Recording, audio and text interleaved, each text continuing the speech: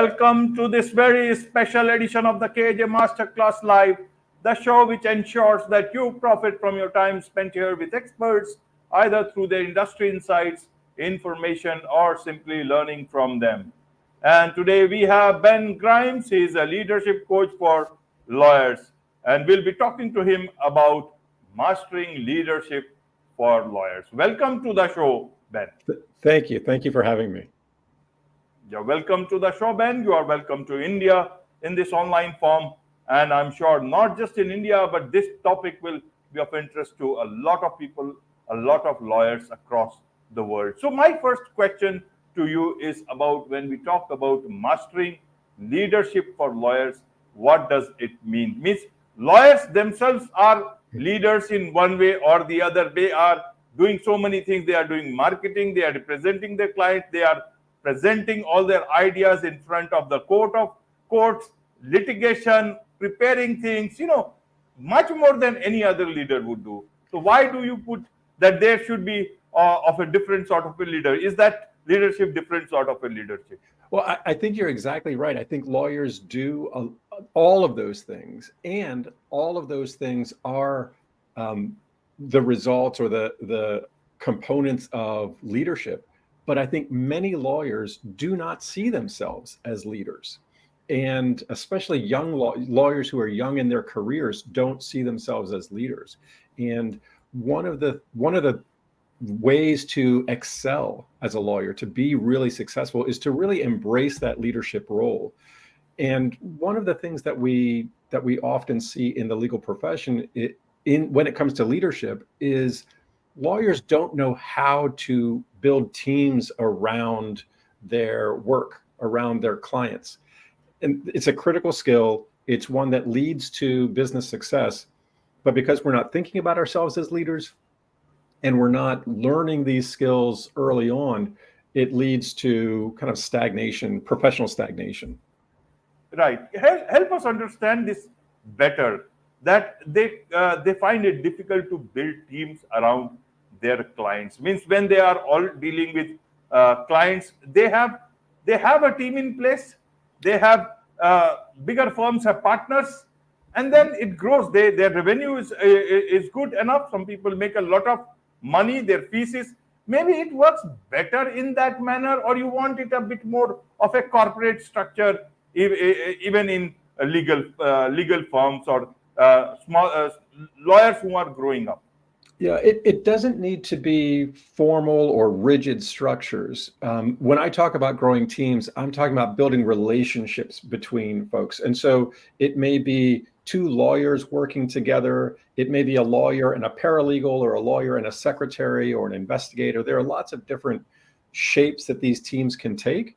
But when I talk about building a team, I'm talking about building relationships that create opportunities for all of those people to work more efficiently, more effectively, and more enthusiastically together. Because when we're working enthusiastically together, then we're gonna create more value for our clients. Right. So let's understand it from now the legal lawyer's point of view. Why is it so hard for them to get into this sort of leadership that you are trying to do? There are two main reasons, I think. The first is the way we train lawyers, whether it's in law school, primarily in law school, or wherever we're getting that education. Most legal education is focused on what I as an individual can produce. So I am doing my own studying, my own writing. I'm writing papers and taking tests, and it's all about what I can do. And very rarely in that legal education process are we inserting opportunities for people to work together to produce a product that's going to be reviewed. And then once we graduate and we become practicing lawyers, in our early career, it works very much the same way. Senior lawyers give us work to do, and all I see is my small piece of a client's case. And that's the only thing that I work on. And it's a rare instance when somebody early in their career gets an opportunity to see the broader case, or to work with a broader team in a way that requires them to work together. And what that means is when they become a senior lawyer, they don't have the skills to delegate work effectively or to give quality feedback or to supervise teams or to generate collaborative environments. And every generation of lawyers after that suffers because of that. And it's just kind of built into our process right now. And that's something that I would like to change. Absolutely. So let's understand first your story. Means you were into the forces, into the armed forces, and there you were a attorney, military attorney, if I understand. So there, how did you learn about relationships there, Yeah. and then try to bring to this part of the world? Help us understand through your own story Oh, there. absolutely. So my professional story started with my undergraduate degree, at university. I went to the United States Military Academy, so the West Point Military Academy. That's where the U.S. Army trains its future officers. It is the premier institution for learning leadership at that college age level. And when I graduated, I went out into the U.S. Army, not as an attorney, but as a helicopter pilot. And I spent the first 4 years of my military service as a helicopter pilot um, doing leadership. I was initially responsible for a platoon of soldiers and multiple helicopters, multiple $1 million helicopters, and learning how to build teams and operate within a team, sometimes where I was not the expert, sometimes where I was the expert, really gave me a chance to practice the skills that I had learned in school and put them, use them in the real world. Then I went to law school and stayed in the Army and then finished my 20-year career as an Army attorney, practicing criminal law and teaching law. And I got to continue that process of both learning leadership and building teams and being part of teams along the way. When I left the Army about 8 years ago, I realized that, and I knew this already, but I got to see it firsthand. I saw how little the rest of the legal community worldwide values or puts a premium on teaching people how to be leaders of others and how important it is. Right. Now let's come to the relationship part, the power of relationship for lawyers.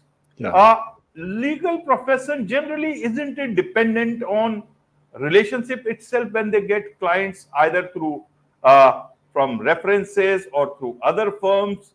Then what is the different type of relationships that they can build? And the bigger part is how do they do that? Yeah. It is because some what are the challenges in doing that? Help us understand. So and you're hitting on a distinction between referral relationships and business generating relationships, and then internal to the office peer Right. relationships. And in those peer relationships, one of the things that's necessary for success is trust.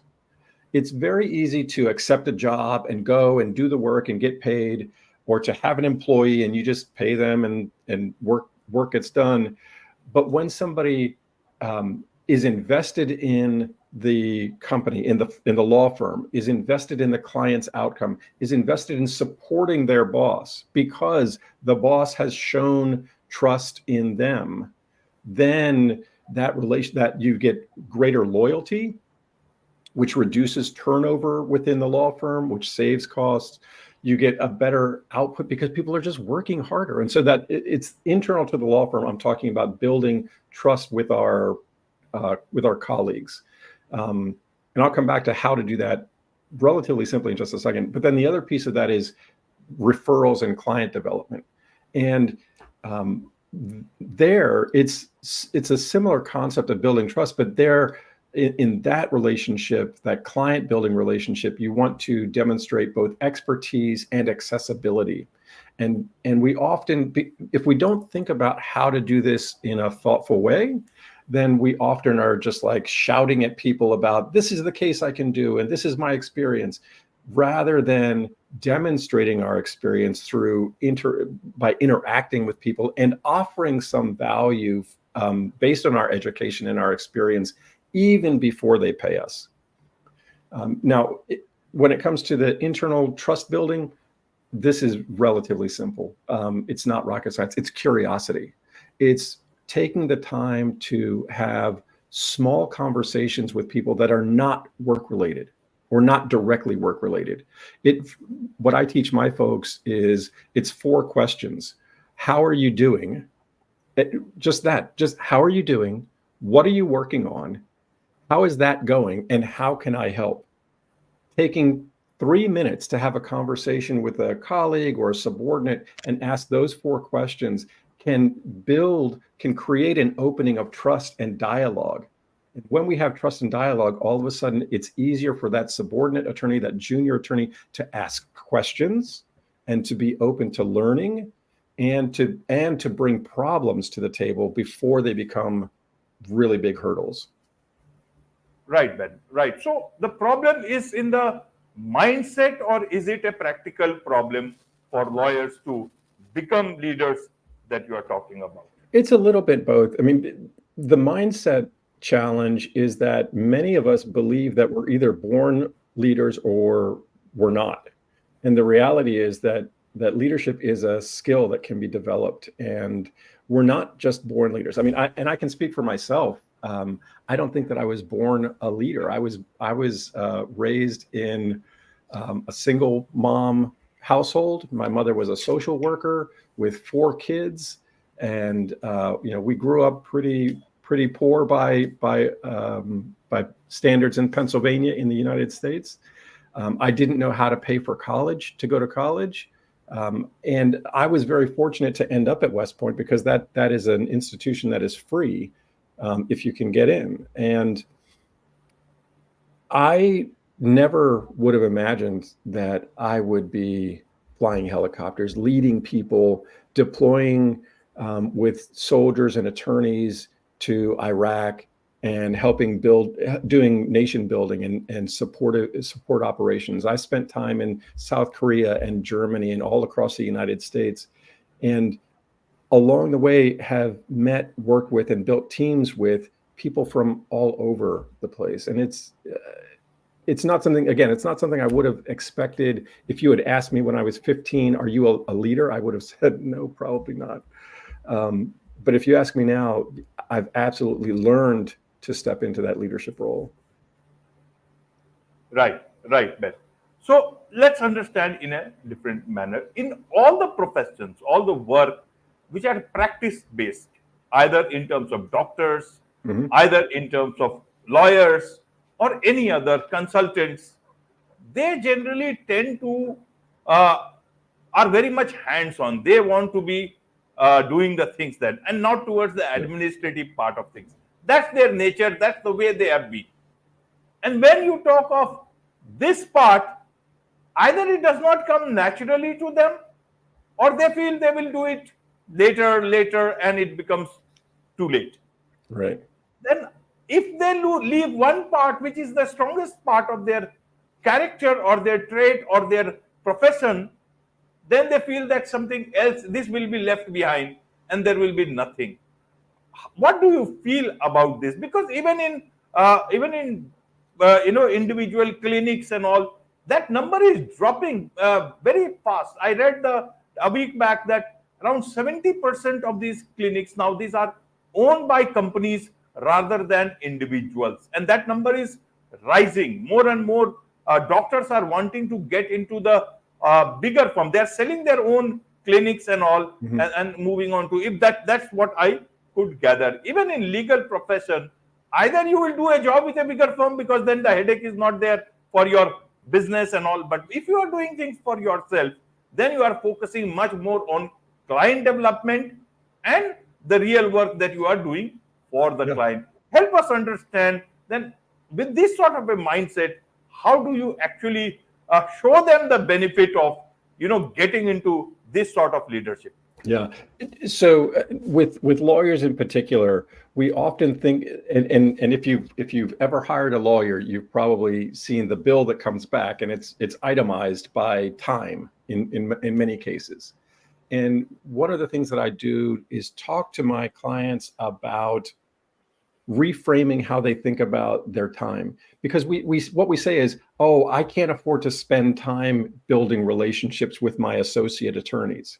I can't afford to spend time asking about their day, or spend time even an extra 20 seconds to give better feedback. And what I say is, don't think about it as spending time. Think about it as investing time. We invest money for a return without thinking too hard about it, but we don't think about time the same way. And when we can invest, and what I tell them is, if you can invest 5 minutes, that's in lawyer terms, that's 0.1 of an hour. And if you can invest 0.1 of an hour or 0.2 of an hour, 5, 10, 15 minutes, if you can invest that much time, and the return on that is 3 hours of better quality work from your associates, now all of a sudden we see a more practical and kind of visible return on the investment. And when we start to think about our time as, where do I want to invest my time, then it's a lot easier to choose to make that investment. Right, Ben. So, as a leadership coach, for lawyers, when such lawyers come to you, what are the questions that they generally ask you? What is it that they want help in exactly? Yeah, they want a couple different things. The first thing they want is some clarity about how to develop clients, especially for new partners in a law firm, or associates who've been practicing for 3, 4, 5, 6 years. They're starting to understand the business, and now they want to start developing their own clients. They want to know, where do those clients come from? They also want to figure out where they fit in the law firm. Even if it's a small firm, even if it's only 2 attorneys, or even if it's just 1 attorney and maybe 2 non-attorney staff, they're trying to figure out what that hierarchy looks like and how to relate to everybody that they have to work with.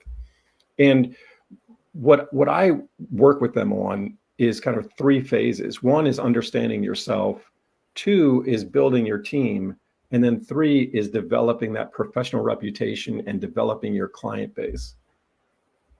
Right, Ben. So now you have an online course, if I understand, through which you are helping lawyers become more confident, become bigger sort of a leaders. Yeah, that's tell right. us about that so that people can know.